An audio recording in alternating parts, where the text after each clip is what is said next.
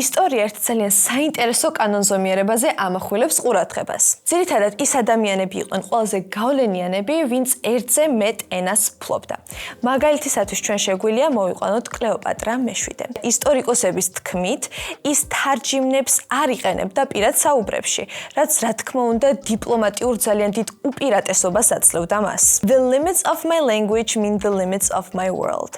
ამ წინადადებას იზიარებდა ლუდვიგ ვიტგენშტაინი, რომელიც მიიჩნევდა, რომ ადამიანში ენა განსაზღვრავს ძალიან ბევრ რამეს, განვითარების სფეროს, სად უნდა დამკვიდრდეს, როგორ უნდა დამკვიდრდეს და ასე შემდეგ.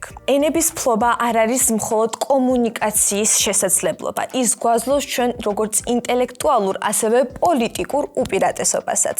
დღეს კი გლობალიზაციის ეპოქაში ძალიან ბევრ ახალგაზრდას უჩნდება ესეთი კითხვა: თუ ინგლისური ენა უკვე ვიცით, შემდგომ რომელი ენა უნდა ვისწავლოთ?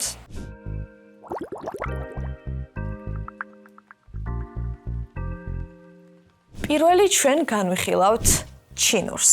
თუ დავაკვირდებით ჩვენ ახლა ეკონომიკურ სტადიას მსოფლიოში, გლობალურად და ასე შემდეგ, ბოლო 4 წლების განმავლობაში ძალიან განვითარდა ჩინეთი და ძალიან დიდი უპირატესობა პოვა მან. თუ არ გაგიგიათ აშშ versus China. Come on now. ჩინეთი დღეს არის მსოფლიოში უდიდესი, უმსხვილესი, უძლიერესი ექსპორტიორი და წარმოების ცენტრი. შესაბამისად, ბევრი ეკონომისტი განიხილავს მანდარინს როგორც ეკონომიკის მომავალ ენას. ამ იდეას ხაზს უსმავენ ცნობილი ბიზნეს ლიდერებიც და მაგალითისათვის ჩვენ ვასახელებთ Warren Buffett-ს, რომელიც ერთ-ერთ თავის ინტერვიუში მსგავსი შინაარსის ტექსტს ამბობს If I were young, I would learn Chinese. რაც ლოგიკური არის, იმიტომ რომ 2 წუთის წინ ვიმოლაპარაკე ამაზე. ჩინეთის ეკონომიკური გავლენა სულ უფრო და უფრო იზრდება. ამის ძალიან მკაფიო მაგალითი რაც შემიძლია ეხა მე თქვენ დაგისახელოთ არის გლობალური ინფრასტრუქტურული პროექტი Belt the Road.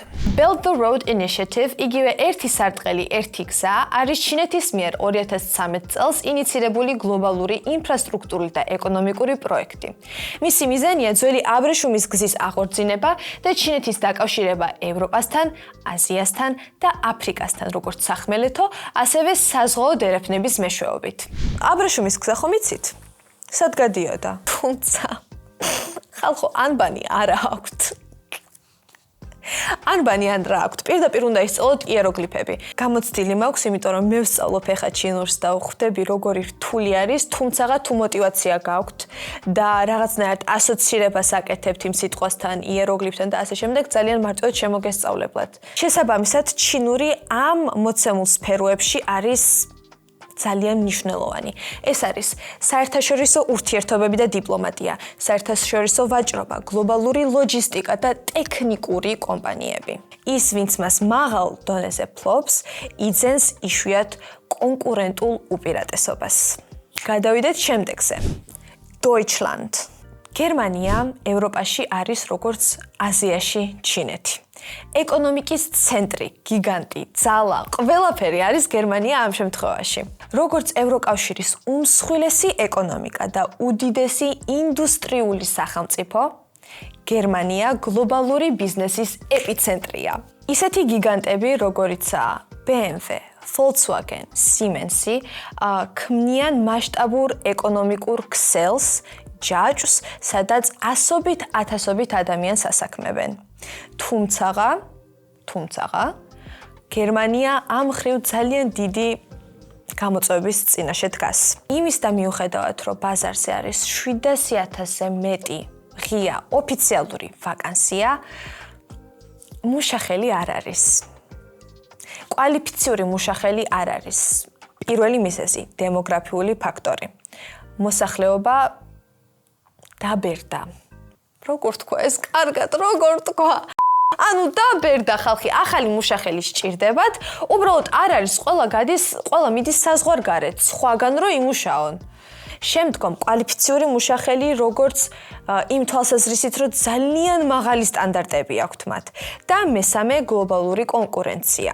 გერმანია აქტიურად უხსნის კარს უცხოელ პროფესიონალებს და როგორც ოფიციალური წყაროები განმარტავენ საშუალო წლიური ხელფასი, კარგად მომისმინეთ, 51,000-დან 54,000 ევროზე მერყეობს. თუმცა ტექნიკურ სფეროებში რიცხვები უფრო შთამბეჭდავია. კვლევების თანახმად, ის ვინც გერმანულ ენას ფლობს, ოფიციალურად დადასტურებულია, რომ 5-დან 15%-მდე უფრო მეტი ხელფასი აქვს და 5-დან 15%-მდე მეტი ხელფასი ვის არ უნდა?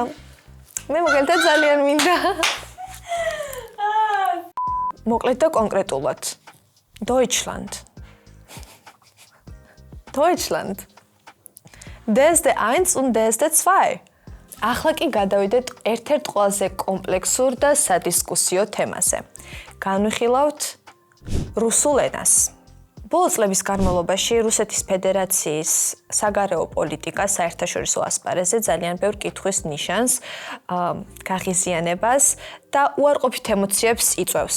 შესაბამისად, ბევრ ახალგაზრდას უჩნდება მსგავსი შეკითხვა, რომ უნდა ვისწავლოთ თუ არა, საჭირო არის თუ არა ასეთი სახელმწიფოს ენის სწავლა. აქ მნიშვნელოვანია ერთი ფუნდამენტური განსხვავების დანახვა. ენა და პოლიტიკური რეჟიმი ერთი და იგივე არ არის. რუსული ენა დღესაც რჩება ევრაზიის რეგიონში ერთ-ერთ უმსხვილეს სალაპარაკო ენად.